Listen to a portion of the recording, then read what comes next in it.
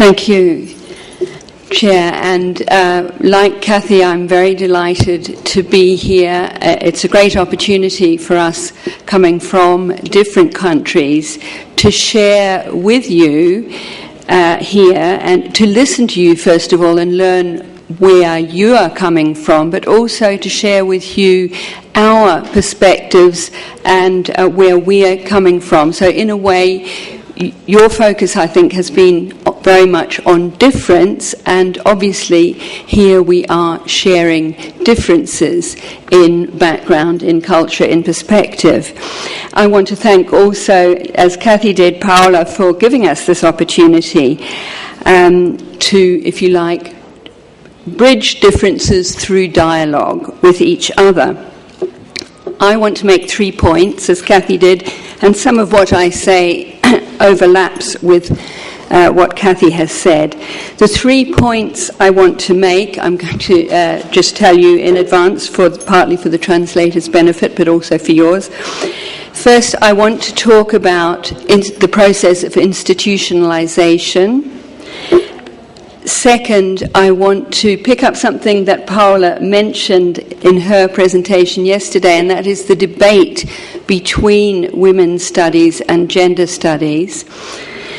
And the third thing I want to pick up is what has been over the years in the UK, from where I'm coming, a debate between feminist activism or activists and feminist scholars. So if you like, it's a debate between politics and scholarship, and reflecting, if you like, your positions inside and outside the academy. So looking at the first thing about institutionalization, I think the first thing to say is the word innovative has been very much a part of your presentations here, and I think we really need, if you like, to celebrate the way that feminist scholarship has been extremely innovative and has very much influenced other disciplines. I think, for example, a lot of the insights in the social sciences now about the partial and situated nature of all knowledge is actually something that came from feminist scholarship. You could say, indeed, that the very concept of difference came from feminist political debates in which women of colour and women from southern countries critiqued Western feminists for assuming a kind of global sisterhood, as it was called then, and not taking into account the different positionalities of women in different cultural contexts.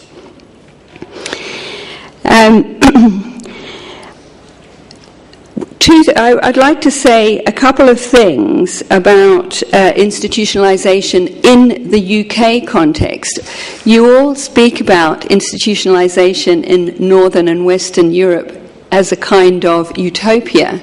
It is not, I have to tell you. It is a constant and sometimes very wearisome struggle in which one fights the same battles over and over and over again. Women's studies and gender studies are not firmly fixed in the institution. They are not firmly established. They constantly have to be fought for. And I'll just give you an example of the University of Sussex, where I am, which will illustrate that.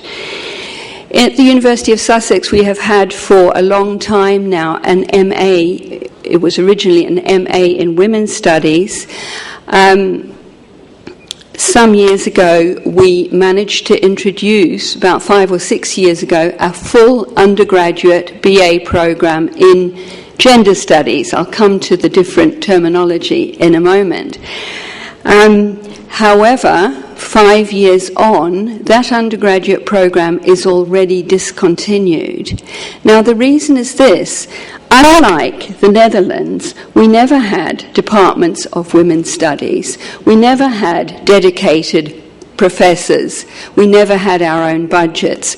We were set up as interdisciplinary programs, and without posts and without independent budgets, that spelled death at birth, if you like.